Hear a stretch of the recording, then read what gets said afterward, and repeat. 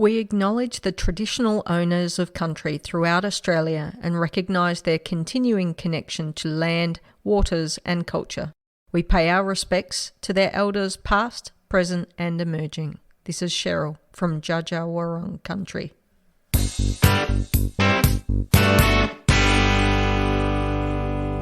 Welcome everyone to Beyond 90, the podcast, episode number 95. My name is Cheryl Downs. My pronouns are she, her, and I'm your host for this evening, alongside with a bunch of amazing people. And we've got a couple of subs tonight. Subbing in is shirt number 6. Sorry. Neil Bennett is joining us from Western Australia. Thank you very much, Neil, for joining us and sort of taking over the mantle of what Dale usually talks to us around the UK. So thank you very much and hope you're well. I'm very well. Thanks very much. Pleasure to be here as always. Terrific. We've also got Molly Appleton, one of my favourite subs that we can get on the pitch when she doesn't have a niggling hamstring injury, wearing shirt number 14. She's subbing in for Maj, who has a very important meeting tonight. So good on you, Maj. Go off and do that one and talk as much football as you can in that body corporate meeting. Zero football then. Yep. We can ask her next week, but... Make it work. Good on you, Molly. Thanks for joining. And again, hope you've had a good week so far as well. How bad can it be? It's only Monday. That's it. And a day off. So good way to start the week. Oh, nice. Down under in Tassie, you get a day off. I'm pleased with that. Also, we've got Steffen from the nation's capital. Steffen, hope you are well. Going well, thank you. And I hope everyone enjoyed their Mother's Day festivities yesterday. Certainly did. And finally on the podcast, we've got Eric, who you're not calling anything at the moment. So thank you very much for joining us on the pod. And hopefully you've got lots of amazing news to talk about in the football this week. I'll let you decide if it's amazing, but I'm going to be talking as the usual amount anyway. So, yeah. I like that. Yeah. We were supposed to have a special guest tonight and we might have a hot guest landing or a guest land hot. Could be a hot guest. I'm not sure, but let's get into the topic of conversation for the start of the podcast, episode 95, coinciding with cap number 95. Good old Shelley Youman. So congratulations, Shelley, on being cap number 95. And you are or were supposed to be our special guest. We'll keep talking. If you join us later, we've got a bunch of questions for you. But for the moment, we'll just talk about the history that you brought to the Matildas. So you debuted in 1996 and played for the national team until 1999. Your grassroots club, I think you actually had 2 of them listed, but one of them was Charlestown HotspursAppearances. You made 21 appearances for the Matildas, 20 of which were A internationals. And we've got some news from Grooves as well. It's always great to get some insight from Grooves because it just lends us a little bit more knowledge to your game. But she said, a diminutive midfielder from northern New South Wales, Shelley was a rare player in that she debuted in her late 20s. Now I've validated that and it looks like you were 28. So that's a great time. Maybe I'm a bit too old, but 28's a good age. Strong, clever and wily. Shelley led the team on and off the pitch. She was part of the AIS live-in squad and had her family stay in the modest digs, a true pioneer for the Matildas. So, Steffen, I think you talked to that as well. You had a low centre of gravity and you could change the nature of a game in a flash. With Yeoman and Foreman in the midfield, Australia was feared and difficult to break down. So we've got a bunch of questions there and I'm really looking forward to hopefully having a chance to talk to you on air or maybe off air and we can write up something. If anyone does have any questions, if it's the latter, ping them through and we'll see if we can get Shelley to answer them as well. But anyway, congratulations, Shelley Youman, on your cap, number 95. Following on, let's talk about the hot topics of the week. And the first hot topic is something that I think is close to many of our hearts.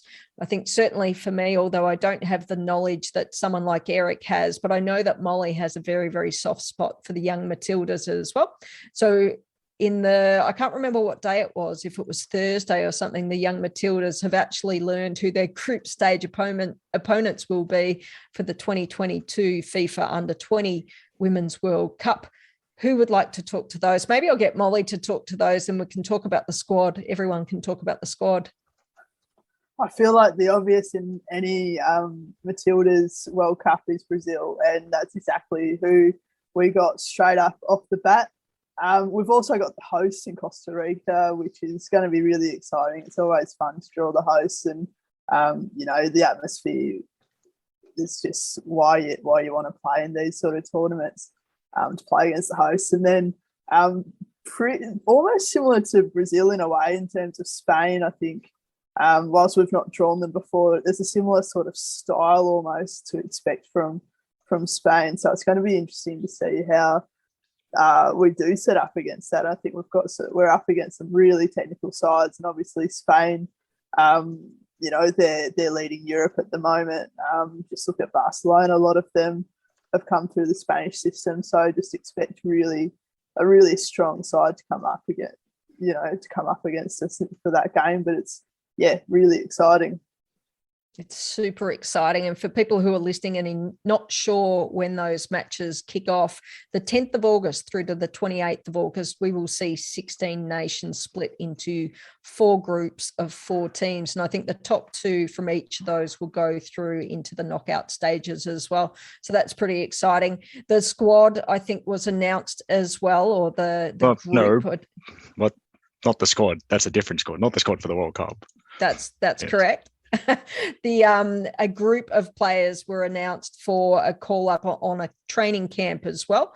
And I think no better person to call that out or give some hot news on that than Eric as well, if you wanted to take that away. Pick the worst person, because I'm only going to talk about my friend's daughter. So I'm sure a lot of you will know about KLZ Photography. You'll have seen her on Facebook and Instagram. Well, Kellie, the woman who behind that, her daughter Abby is quite the young player, and she has received her first Young Matildas call-up. I'm absolutely delighted. So Abby, very, very unsurprisingly, for one of my favorite players, has a futsal background.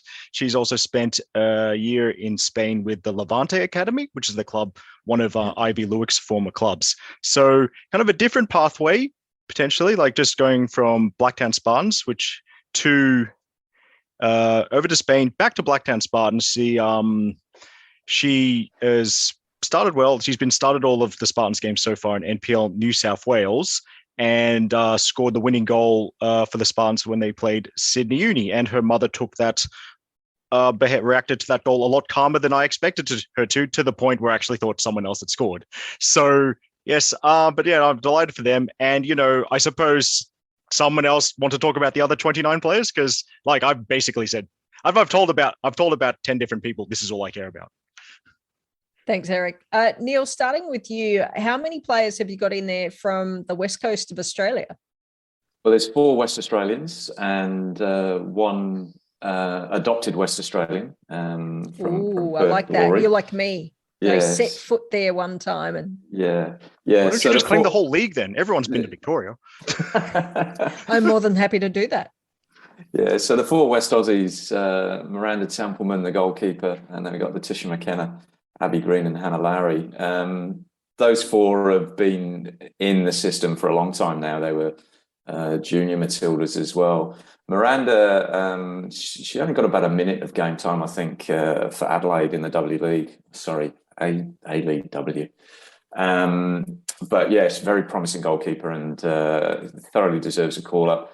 The one I think that there's so much written about Hannah, and quite rightly, she's a very talented player, but the one who seems to slip under the radar a little bit, and I'll touch on Abby Green in a moment, is Letitia McKenna. Mm-hmm. Letitia had a fantastic season with Melbourne City, and she was the one who sort of 2 or 3 years ago burst onto the scene and played in the grand final for Glory, gave an assist to Sam Kerr in the semi-final against Melbourne Victory when Glory were really up against it. And she went off to Brisbane Roar and hasn't come back into the Perth system at all. So I think that may be a bit of a surprise to West Australians, but my feeling is that she had a better season than Hannah. Hannah had a good season, but I don't think she was as effective for Glory in the deeper line role that she played this season as she did in previously. Abby Green, that was an interesting one, her position that she played for Glory this season. She played a fullback. She's normally a winger, and certainly played most of her career at NTC and with Mum FC on the left-hand side. Very fast, very skillful, good finisher, but playing a fullback as well was was a different one. And then the fifth that we've got our adopted West Australian Aidan Keane. She had not a terrific season with Glory. I think she was kept out of the squad for a little while, but when she did come in, she made a big difference. She's a very physical player, very quick, and I think she will do well. But with Hannah, yeah, lots talks about her, but I think Letitia is the bolter. And when you looked at the results or the game time that they got against New Zealand in the recent internationals, Letitia was the one who was on for more minutes than the other three. Miranda didn't get any game time at all. So it'd be interesting to see how they actually come out of that 30, because that's a bit of a cull to be made there. So, but hopefully we'll get a couple of West Aussies in there. Thank you. Really good insights there. Thank you, Neil. Steffen, what about your perspective from Canberra players? You've got a few in there as well, I think, unless I've got that wrong, in which case Eric will be delighted. Oh, I like Canberrans. It's Victorians that annoy me. No, you'll be happy that I was wrong. No, I stand by what I said just then. Keep going, Steffen. Keep us on track. Yep. I think we may have lost a couple. I don't have the list in front of me, but we... Okay, I've just been doing that as we speak. You got two players from ACT or Capital Football, to use the official designation. Yes. So the world's tallest teenager, Chloe Lincoln, and Sally James. Which means we've lost Hayley Taylor-Young, who's still injured, and Sasha Grove, which she's going well up in Sydney. Lost. Yeah. So yeah. Don't know that you've lost her. She's never been called up, as far as I know. But she keeps playing well. Yeah. She was a late addition for the Canberra games into the squad. So I see. Yeah. So she's dropped out of it just for this particular squad list, I guess. So yeah, but yeah, good looking squad. Looking forward to certainly the games coming up in August. One to certainly watch. Tough group though. Such a tough group. Super tough group, but good football, hopefully, and good for the young Matildas to actually get some game time against that kind of level of football as well. Be really interesting to see, and I'm sure it's been announced already, but I haven't seen any announcements locally of who will be broadcasting that, so we can actually watch the games. Molly, the rest of the squad, all yours to discuss. Any call outs that you would make? I mean, there's plenty of players there that I watched for the junior Matildas before COVID happened and everything. So obviously, a few years older. Players like Kirsty Fenton, who was unreal for Newcastle Jets when she wasn't injured.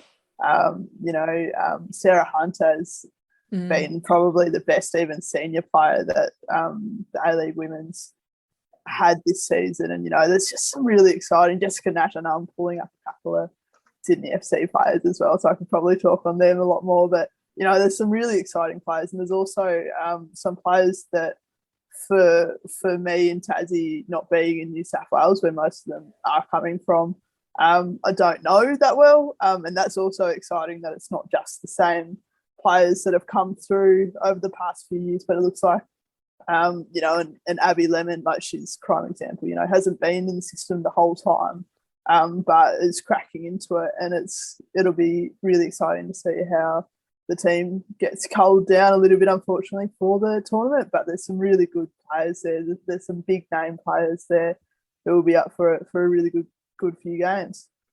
Thank you very much. Very exciting. ParaMatildas have also announced their squad for the upcoming World Cup. We'll provide a link to that in the show notes, but I'm just going to move on if everyone's okay with that. It's quite a bit of news. Talking about the Matildas to kick off with, and I might get Molly to go through one signing and one bit of news which has just dropped before the pod went live.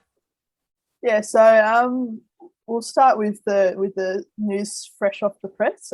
There's 42 new Matildas, and in new they were former Australian women's representative players that played in the 1975 teams, which is really cool. They were part of an Asian Cup, obviously, in that year. And I think it's really great to acknowledge, our first Matildas and to look through history and, find these players that did represent our country to that level. So, yeah, I don't know any of the names, unfortunately. I'm sure there's probably a few that stick out to other people. I love the photo that's on the article as well. It looks like some sort of sitcom with some of that hair in there from, the 1970s, obviously, but exciting stuff. I don't know what that does to my Matildas Cap numbers coinciding with my episode numbers, but I'm a bit out of whack with that anyway, because I've got plenty to go back and do, which I will do. I was going to ask, do you put these at the start or around the start? I just need to create a whole new podcast to talk about everyone else. But I'm happy to do that. Is there like a 1A, 2A, 3A? Because I feel like we need to keep Julie Dolan as cap number 1. So let's create we could think about a new numbering system for these additional players. Mm-hmm. We'll happy to do that. Yeah. Actually, probably not up to me. I feel we'll do like our own anyway. Thank you, Molly. And then the other bit of news is Steph Catley showing that she's Arsenal through and through, and she's extended her contract with them until 2024. So that's always a good thing to get in before the season actually ends to get that in. So yeah, that's the news. I think with that one, that's interesting, because when Joe Montemurro left, there were certainly some conversations around would players follow him, and there have been, I don't know, there's rumours out there. There's also some players, Molly, that you mentioned who haven't yet been signed. But for me, it was a question of how would Steph Catley and every single one of the players actually fit in with the not new system, but the new manager at Arsenal as well. But it seems like Steph, from a bumpy start when she had some injuries, has really settled in, and there's no one better really in that position in my mind anyway. But that's, Molly, any other thoughts on some other contract renewals that we may or may not see, any movements that we may, or who are you excited to see, who's going to move, who's going to stay? I think for me, a big one is, and it has been since probably Lydia Williams signed for Arsenal, is whether she'll stay there. She's not starting, she's not played in the FA Cup or any of those sort of cups as regularly as perhaps we would have hoped to have seen her, especially with her looking likely to pick up that number 1 spot again. Like, she's been playing regularly for us as number 1 again the last few games. So I think if she's really pushing for the 2023 spot, even just squad at this point in time, I wonder if she's going to remain at Arsenal or go somewhere where she can get some minutes. And I mean, you've got a few other Matildas around. I can't remember how long their contracts were for the cities and, Sam Kerr and that, but I think they're all a bit newer.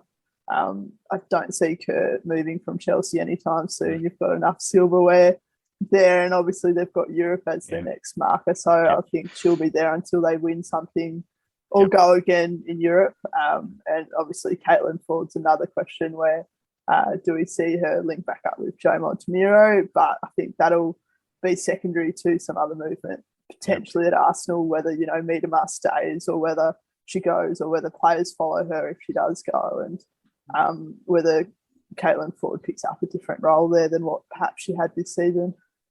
Yeah, I think Emma Hayes would physically stop Sam Kerr from getting on the plane, to be honest. I can imagine that. I mean, for those of you that remember her running onto the field when Sam Kerr scored in the 92nd minute against Aston Villa, like just because they, in her own words, the players had lost control and she needed to give instructions. And even though she was on the field, she felt like it was her place to give instructions. She's not letting Sam Kerr go anywhere. And I think Sam, not that any of us know Sam to that level, but she seems like she's enjoying her football there. And when she's enjoying, it's such an important part of her game to play really well. If I think about Sam's game outside of her enjoyment level, it would be really interesting to me for her to move potentially to one of the European leagues you think about French leagues or maybe Spanish or even Italian, given that they're coming up to their first professional season. But yeah, I can't see her moving from Chelsea either. Any other thoughts? Otherwise, we'll move on to some results from around the world and a little bit of discussion around those. So firstly, and I'll kick this off before I throw to maybe Neil to take us through some things for the semi-finals, I think for the Women's FA Cup, there was all sorts of shenanigans on social media saying that I think the direct website said, sure, yes, Optus will have the rights to broadcast that, and then they didn't do it. And then on the last hour or the last couple of minutes or whatever, they did broadcast one match, which was great. So I think the first semi-final maybe they didn't do, and the second one they did, but forgive me if I'm wrong. The good news is that Optus have already announced that they've secured the rights to the Women's FA Cup final. That is May 15th at 11:30 p.m. And obviously we've got plenty of Aussies in that one with Chelsea versus Man City. So if you don't already have an Optus account, maybe there's a way to sign up for a free 7 days or something. Or if you have it, then that's awesome as well. I'll be watching. Neil, did you want to take us through the results of the final week, including a midweek round of the FA WSL? Sure, yeah. Some big results, obviously, from the last round. But in the midweek, there were a couple of games. Manchester City with Alana Kennedy and Hayley Raso, they beat Birmingham City 6-0. That sent Birmingham down. Alana scored. She got a full game, and then Hayley played in the first half. There was also a North London derby between Arsenal and Tottenham with Steph Catley, Caitlin Ford, and Lydia Williams with Arsenal, and Kaya Simon with Tottenham. Good win for the Arsenal. They won 3-0. Caitlin scored 2 goals. Good crowd there as well. Played at the Emirates. Nice to see that Tottenham still have failed to beat Arsenal in a women's game, so they'll keep that run going. Yeah. So we'll... I admire your pettiness. Long may this continue. It's what powers this pod. So Steph got a full game, as I mentioned. Caitlin scored the 2 goals. Lydia Williams didn't get a game, and then Kaya Simon played in the first half and was booked. But the big games were obviously yesterday. And it's impossible to get past Sam Kerr, really. Absolutely dominated the game. The worldie that she scored, one of them was just out of this world.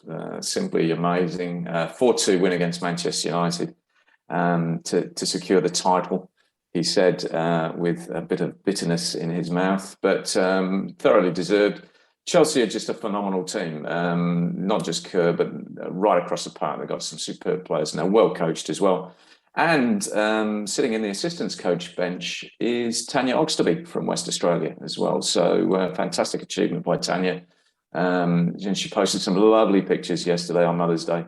It's not Mother's Day in the UK, but it is here. But some lovely pictures of her with her son and the cup. Look really good on Instagram. And then we celebrate them all. Celebrate them all. Yeah, that's right. Neil, before we move on, and I was on mute before when I was trying to interject, which is probably my own fault, but of the goals that Sam Kerr scored, which one did you prefer? Because I think the second one in my mind was probably the more technically challenging one, but the first one was a left foot goal, and in the words of Eric, they're all left-footed goals are beautiful. Thanks for remembering that, Cheryl. Let's do a quick poll and say who liked which goal better. Left footer. Keeper's in position for the left footer, not for the right footer. So I think the one where she just swiveled and smashed it, but pure instinct. So Neil's gone the second, Eric's gone the first, Molly? I'm going to go the first just because it's left-footed, but also it was the equaliser. I believe it was one of the equalisers. So that tips it over the edge for me. And Steffen, you must be something of the deciding vote. I'm going the second. I love the fact that she is still happy and willing to take risks and hasn't had that coached out of her. So, so that's a good thing to say about all the coaches, I guess, all the way through, that she's still got that attitude where she's willing to just give it a go, because a lot of coaches like you to play the percentages. So, yeah. Yeah, very true. All right. Sorry, Neil, I interrupted, but for very legitimate reasons. Yeah, no, that's quite all right. I'll just interject with a little personal stuff on this. Sam, I've seen Sam play since she was 12, going through the system when my daughter was going through the system with Sam as well, and to see her produce stuff like that she was doing when she was a kid is just remarkable. She's still doing it. An incredible player. So on to the second place game. West Ham were beaten 2-0 by Arsenal. Steph Catley scored a goal in that one. Caitlin Ford, she She got a start and was subbed off at 59 minutes. Again, Lydia didn't get a game. Steph had the full game. And then for West Ham, we had Mackenzie Arnold and Tamika Callup. They both got full games. West Ham have been very good this season, but Arsenal just ran up against a team that seemed to be the unstoppable force, really. And then Manchester City, they had a good win, 4-0 against Reading. Alana Kennedy and Hayley Rasso. Kennedy had a full game. Rasso was subbed on the 74th minute. Birmingham Derby, Aston Villa, Emily Gilnick, they lost to Birmingham City. That wouldn't have gone down well, but Gilnick got a start and played for 57 minutes. And then Spurs with Kai Simon, they beat Leicester 1-0, although Kai was not in the squad. And then the other game in the English League was Brighton Hove Albion. They drew 1-1 with Everton. And just to reiterate, Chelsea the champions and Birmingham City have been relegated. And Sam with the golden boot, I think, as well. Yes, she did. Yes, once again, it's incredible. It doesn't matter which league she goes to, she gets the golden boot. And any doubters out there, I think they've been well and truly silenced. She is a phenomenon, and it's just a huge sense of pride that she's from West Australia as well. Yeah, I don't think. I mean, I've been one of those people. Not that I'm a doubter, but you sort of say put them in a competition where there's more players of that kind of caliber and see how she performs then. And she just consistently does it over and over. So I'm getting to the point where I'm seeing Sam Kerr and Serena Williams in similar sort of mindsets or something. They are amazing. There's plenty of amazing players, but Sam is just doing a brilliant job and putting women's football in the news for the very best of reasons. So it's great to see. Just a couple of results in the Scottish Women's Premier League as well. They've got a couple of matches there. We did have a chat to Aoife Colville 1 or 2 weeks ago, I think it was. And while she's on the sidelines at the moment, her Glasgow City had a 0-0 draw against the Rangers. But in the other match with Jacinta Galabata-Rachitti, they had a 3-1 victory over the Spartans. So at the moment, top position is the Rangers, then Glasgow City, and then Celtic. Just a little interjection there with Rangers. There's a very tenuous Australian link with Glasgow Rangers. Demi Vance, Northern Ireland international. She spent 2 seasons here in West Australia playing with the Northern Redbacks, and we've claimed her as a West Australian. So that'll do for us. That works well. And I'm sure it works well for Eric as well, although I'm not sure that we'll keep her in our ongoing show notes. Eric, did you want to take us through the results in Europe? Yes, so let me just go through what I suppose you might call continental Europe. So in France, firstly, Mary Fowler's Montpellier had a 3-0 win over Soyo-Chiron, and Mary Fowler, with one of the most efficient sub appearances possible, came on in the 85th minute and got herself a goal. So like the goals per minute would be fantastic for that particular game. So like 1 goal in 5 minutes plus whatever stoppages there were. And then another win for Ellie Carpenter's Lyon. They defeated Paris FC, who are flying high in third. They defeated them 2-0, and no surprises, another full game for Ellie Carpenter. So in Italy, so it's more tough times, unfortunately, for Pomigliano. Ella Mastro Antonio played the second half as they lost 1-0 at home to Fiorentina, and Ivy Lewick not in the squads. And then finally, for the Netherlands, better news there is Amy Harrison's PSV Eindhoven defeated Feyenoord by 2-1. Amy Harrison played the first half, and I saw your question there. There's no news of any results in Serbia, so we can assume both from that and from that giant celebration photo that Vesna Milivojevic's club, ZFK Spartak Subotica, published, that league is definitely over. So you can not worry about that till next season and take it out of the template. Delete it until next season. Then we are definitely not deleting our Nordic wrap. So I think Steffen does a brilliant job there, and everyone lives for the updates. So Steffen, take us through all the great football that we had over there. Thanks, Cheryl. Yeah, in Norway, we had a couple of really big games involving the Aussies that are there. We had 1 versus 2 and 3 versus 4. So firstly, with Ali Green's team, Vålerenga, who are leading the league. They had a 1-1 draw against second place Brann. And yet again, Ali hasn't been able to break into the match day squad. In the other game, Carly Rosbacken's LSK Kovina played at home against third place Rosenborg, and they had a 0-0 draw, really tough hard-fought game. Watched that one last night. Carly came on late, and Fiona Wirtz has still hasn't seen much game time for the team as yet, and was an unused sub. So, Rosenborg really pressured them late in the game, but LSK Kavina had some good periods and some chances early on, but a stalemate there in the end. So they retain their 4th placing at the moment, and Vålerenga are still top.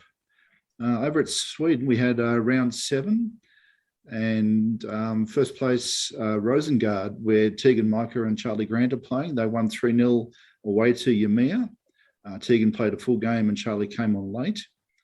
There was a game between two teams featuring Aussies, between Hammarby and Vitsio.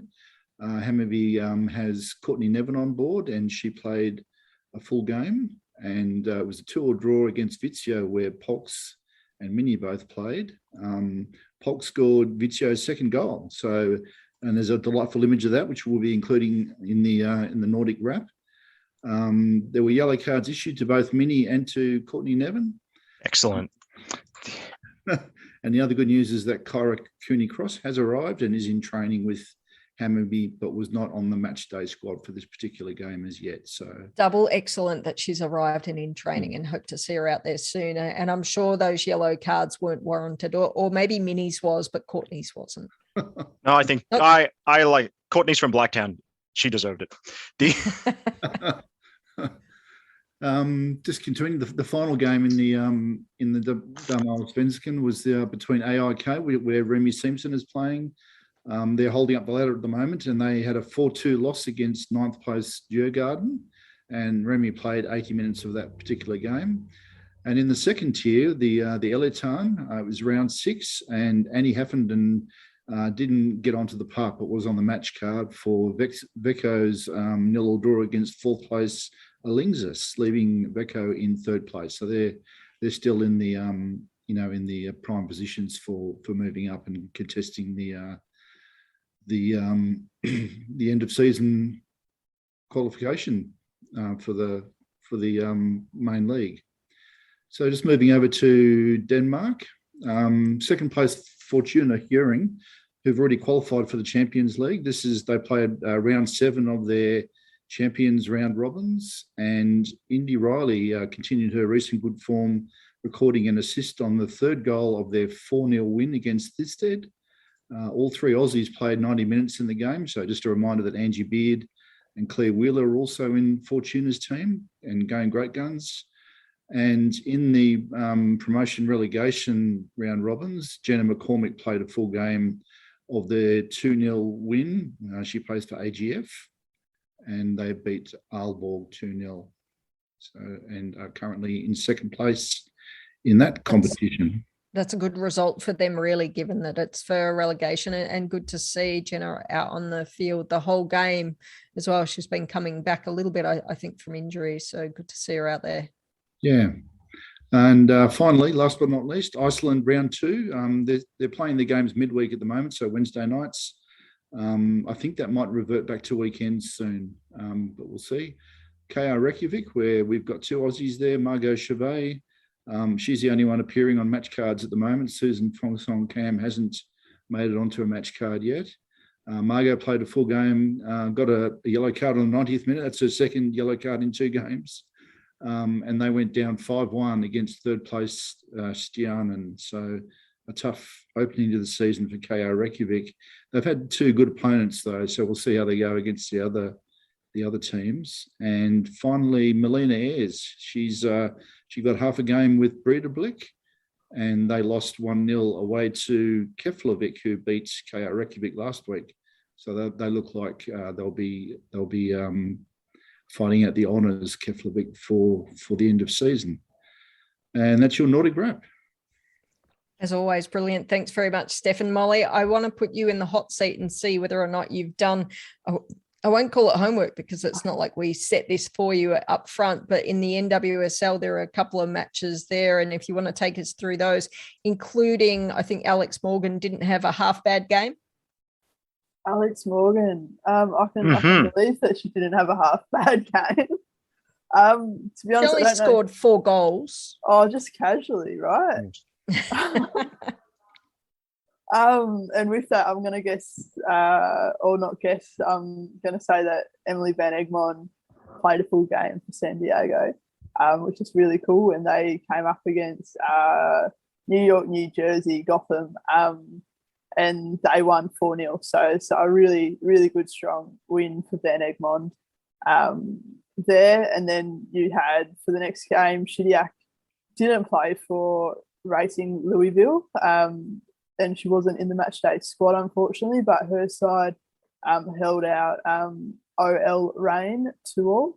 And then Chelsea Dorbler is in line to play for Chicago Red Stars in the next game, which I believe is next week by the looks of it. And then in the Challenge Cup, there were no Aussies there, but it was the final, so it's definitely worth a mention. North Carolina Courage won 2-1 against Washington Spirit. Go Courage! Hooray!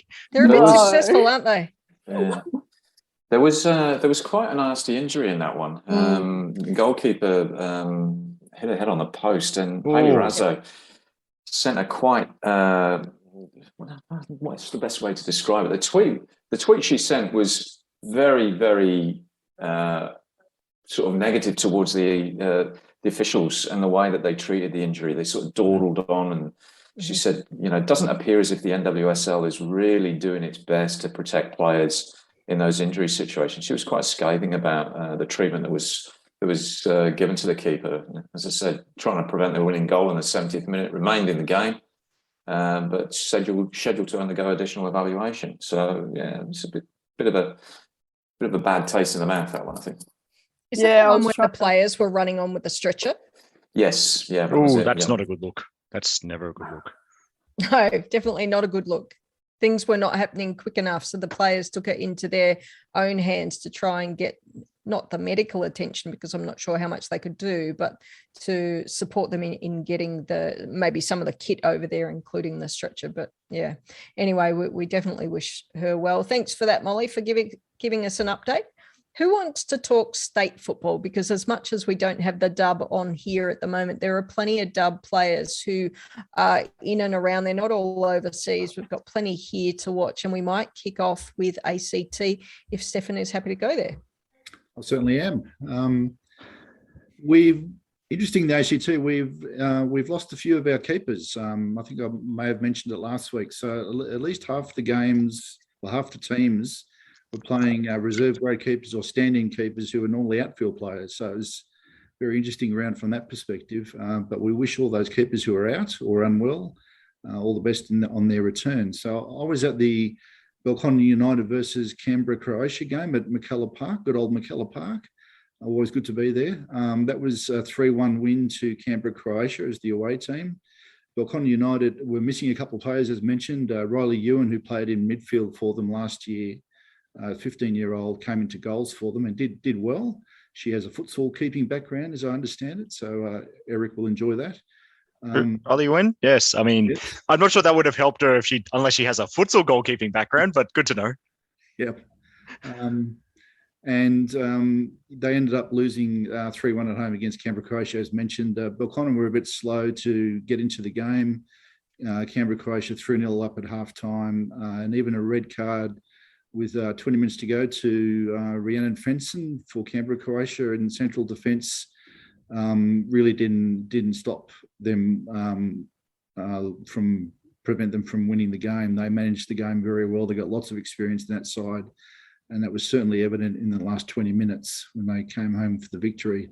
This was a marquee game for the last few years, but that mantle has probably now gone to Canberra Croatia and Canberra Olympic when they get together these days. And Belconnen United's goal difference, which is only +6, is very different from the top two, which are in the mid 20s or above.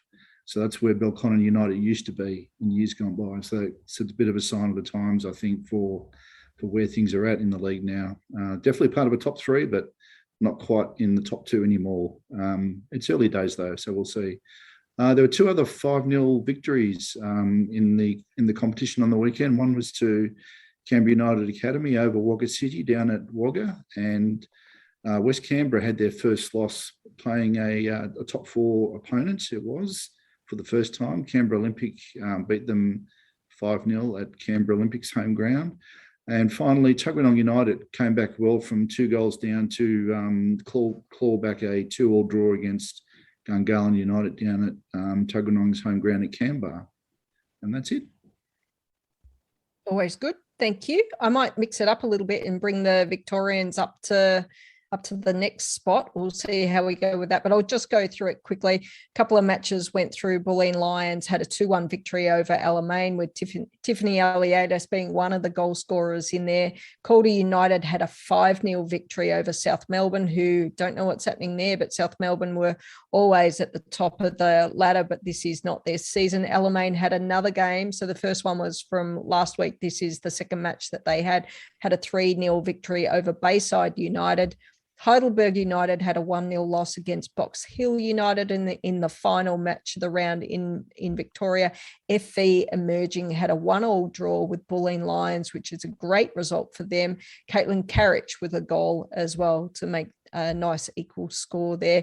I haven't yet watched the results. Sorry, I haven't yet watched the highlights on NPL TV, but everyone should be able to watch those when they come out as well. They'll be out in now. Queensland. Well, the goals will be, because the goals get done while the game's in progress. So very nice. Thanks to our friends at Clutch. Yep. Thank you, Clutch. In Queensland, just quickly on Madge's behalf, the league had a weekend off, but round 4 Super Cup games will be played this week, which I'm sure you'll be able to see on something like NPL TV as well. Actually, no, they didn't sign up. They hopefully they have their own program. They are the one holdout for NPL TV. Okay, which I wouldn't know why that's the case. You Queenslanders, I don't know what's going on. Eric, do you want to take us through some of the results from New South Wales? And then we might see if Neil has any updates in WA, and Molly may even have some in Tassie. I'm not sure. Yes, going around the country. Love it. So in New South Wales, firstly, there was a game on Saturday, and Sydney Olympic with a very comfortable victory over the emerging Jets Academy, the kids from Newcastle. So 5 different scorers. Mackenzie Hawkesby, back from a trial in the United States, as there was on the score sheet, as was Armenian international Claudia Chalakian, Courtney Vine, Charlotte McLean, and Sarah Yatim. So plenty of people getting a slice of the pizza there for Olympic. Molly will like this one. So Blacktown Spartans defeated Bankstown City by 1-0, and that goal is an outside-the-box strike from Hannah Lowry. So there was a scramble the edge of the box, and Hannah said, I know what to do. I'm just going to swing my left foot at it. And she scored. So there's a 1-1 draw between Football New South Wales Institute and Illawarra Stingrays. So Institute have basically a lot of the players that you're familiar with from the dub have graduated from Institute. So Briley Henry, Jess Nash, etc. But they've got a newer generation of kids who may not be old enough to drive, but are doing very well. Football, the Institute goal was a lovely goal from Sienna Saveska, who is in fact one of the call-ups to this week's Young Matildas training camp. And if you're familiar with NPL New South Wales, you'll know exactly who scored the Illawarra Stingrays equaliser, and that would be Michelle Carney, who is still getting it done. And although I'm not entirely sure Michelle Carney would want us to tell everyone how old she is, but she's still scoring, banging in the goals.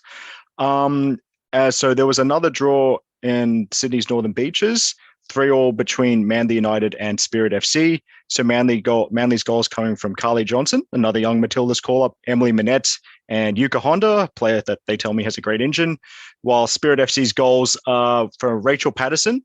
And Spirit were down 3. Oh, Rachel Patterson, formerly known as Rachel Sutar, by the way. She got married in the off-season, and Spirit were 3-1 down, but came back to draw 3-3, a late double from Bianca Radman, one of their new signings, and another player with a futsal background. So I love to see that. Northern Tigers defeated MacArthur Rams 1-0 with a goal from Ashley Brodigan, who scored another set-piece goal after she scored direct from a corner a few weeks ago. So that's good signs there, and hopefully she might take that form back to Newcastle Jets for the next dub season. And then the game I called, it was Sydney University versus RPA Leichhardt at Sydney Uni. Sydney Uni scored twice early, so their captain Taryn King opened the scoring, and then Holly Caspers scored not too soon after that, and they pretty much defended well and shut a very talented RPA side out. So well done to them. And looking forward. Oh, by the way, that reminds me, congratulations to all 10 Spartans. Yes, 10 Blacktown Spartans players that are in this Young Matilda squad. The the under-20s World Cup is during rounds, or the group stages during rounds 18 to 20 of the NPL New South Wales season, and really Spartans should start rearranging their games now, to be honest. Oh, that would be funny. Yeah, they've got to do it now. They just, yeah. We know you're going to lose players. Thank you, Eric. Molly, did you have any results you wanted to call out in Tassie? Oh, just quickly, yeah, we had the women's statewide cup this weekend. Oh, good. So it was the quarterfinals. Taruna has done the Houdini Act and have had championship teams each time that they've gone through. So even though they've struggled in the regular season in the state league, they are through to the semi-final after beating Metro. And then you had a long trip for Ulverston down to Kimbra, but that game was moved to an all-purpose ground that ended up being rained out in Hobart. So they arrived in Hobart to a flooded field from the northwest. If you don't know Tassie that well, it's a good 3.5 hours. Big on yikes. The bus. So that's fun. That's the club that I'm involved with as well. So a bit of extra hurt on my side of things. Lonnie United and South Hobart, it went down to penalties, and they've probably been the two sides that have been the teams to beat and set the standard this season. And Lonnie United got through, which is really exciting for them. It's good to see another northern team challenging the southern teams. And then Devonport have gone deeper than they've ever gone before in the competition. And they beat the traditional powerhouses of Parent Zebras that, they're aging a little bit. They've got some youth coming up, so they're in an interesting stage, but you can never discount them. So good win for Devonport there. Nice wrap. Thank you very much. And Neil, finalising our statewide wrap with yourself. Not that there's not other football going on around the world or around Australia, but I'm sorry we don't have a South Australian person ready to talk football with us, but we do have Neil. Yeah, so once again, COVID had an impact. So there's only ever 4 games in the round, and 2 were called off again. But Perth Red Star maintained a 100% start to the season. Beat Mum FC 3-0 on Saturday night at Red Star Arena. Larissa Walsh continued her goal scoring form. She's top of the Golden Boot run at the moment. She got 2. Sarah Carroll scored the other goal. And then in the other game of the round, Perth Soccer Club beat Subiaco 5-0. A couple of goals from Zoe Spadano, and Jamie Duncanson hit a hat-trick there. So the race is beginning to sort of shape up now. It looks like there's a breakaway of 3 at the top, and the others will be fighting, with the exception of Curtin and right at the bottom, still going.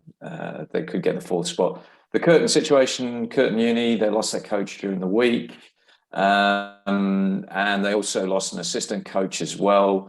So it's difficult to see how they're going to turn their season around without a full-time appointment. Currently sitting bottom of the table, no points. And then at the top of the table, Perth Red Star going great guns. And disclaimer, I'm part of that club, so it's a little bit of bias there. Don't mind a few disclaimers. It's a little bit of bias has never stopped us before. Let's move on to Queens of the Week. And I have to say that the person who should go first in Queens of the Week is Eric, because he basically did his homework 3 months ago, or not really, but he was the first person to put in his Queen of the Week. So it's all yours, Eric. Yes. So unless he's changed it. No chance. So I almost named her 2 weeks ago, but it's there. We know it is. I'm going to spend more time talking about Abby Lemon. So I'm so delighted. There is, I'm sure all of you have noticed, how can we put this, an NTC bias potentially towards youth national team squads. So it's great to see a player from outside that sort of system, so to speak, getting some attention. And so, I've only heard good things about the young Matildas coach, Leah Blaney. And, I've actually been messaging Abby's mother, Kellie, while this podcast has been going on. And they're so excited for what will be tomorrow as of the time of recording. So the Young Matildas camp will have started by the time this podcast is out. So let's see there'll be so many people that'll be happy, like the people at Dural Warriors Futsal Club, Hill Sports High School, and of course Blacktown Spartans. So yeah, she's, just to describe a bit, she's a forward. Kellie described it to me as kind of versatile either wing, maybe more of an attacking midfield like number 10 role or centre forward, but she's been going great on the right wing for the Spartans this year. And I can't wait to see what happens next. And because just because there's so many Spartans in the squad, their next NPL game has already been pushed back 3 days just so they actually have players. Shout out to the scouts as well. I think it's a good job, like Eric mentioned. Just Leah Blaney, really. She's like at every game. She was at the game where she scored the winner. Abby scored the winner against Sydney Uni. So shout out to Leah Blaney then. I'm not sure that she's at all the games around Australia, but in this case, she happened to be at that game, and that's great to see. Yeah. So really excited. You've seen the squad. She only really needs to be in Sydney. Oh, Eric, can someone mute him? No, never. You can do that, can't you? I sure can, and it just shows the amount of restraint that I have. Molly, do you have a queen, king, or non-binary royalty-ish person for the week? I mean, for me, it's a no-brainer. A left foot volley for an equaliser is a thing of glory. So it has to be Sam Kerr. And I think I've probably said her every other time that I'm on the podcast, but there's good reason for that. I said her last week as well, so if that helps you out at all. She's not bad at football. I mean, if we just put like a standing thing there going, Sam Kerr as a queen, I'd be comfortable with that. But maybe we can call it the Sam Kerr Award. That's maybe too early to that's do that. It. It's like, so it just becomes, our weekly award is like, who reminded us most of Sam Kerr? By the way, Molly, I hope you meant Thing of Glory as a pun. No, but it works very well. Steffen, you've also done some homework. Thank you very much. Would you like to go through your Queens of the Week? Yeah, surely these are everyone's Queens of the Week to some degree, but the ParaMatildas, as mentioned in the news early on in the pod, kick off their World Cup campaign on Wednesday night in Spain. It goes for a bit over a week. So good luck to them all. And you're all Queens of the Week. Good luck. And especially to the two Canberrans, their coach Kelly Sturton and Matilda Mason in the squad. So someone named Matilda M in a national team. You love to see it. Also, I've got some news. The ParaMatildas socials have just released this while we were recording. Every one of their World Cup games will be streamed live and free on the MyFootball YouTube channel. So awesome. Fantastic. So even more football for us to watch. Very good news. Thank you for that, Eric. And if you wouldn't mind maybe throwing that into the show notes, that'd be great as well. Neil, over to you. You've had a West Australian in the news scoring a couple of great goals. I'm not sure if that takes the cake for you for Queen of the Week, or have you got someone else? Oh, well, yeah, she is the Queen of the Week. There's no doubt about it. But a good nomination to follow it up would be Tanya Oxtoby as well.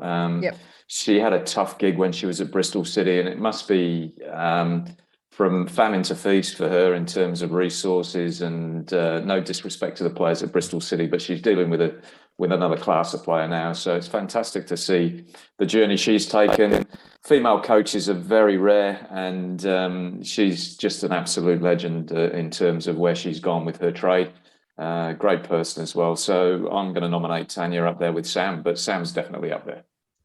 Thank you very much. And finishing it out with myself and my Queen of the Week, how could you go past Steph Catley, a Victorian, might I add, a Victorian, scored her first FA WSL goal over the weekend, and it was a banger. So, Steph, I'm so happy for you to score that goal. It meant a lot as well, because all of the games in the FA WSL were played at the same time, and the title was still a live activity at that point in time. So you don't know what would happen. But Steph, really excited to see you score. You've also signed a contract extension with Arsenal. So you are an amazing footballer, and we're very pleased to have you as one of the Matildas. But yeah, also a shout out to everyone else that everyone else has called out as well.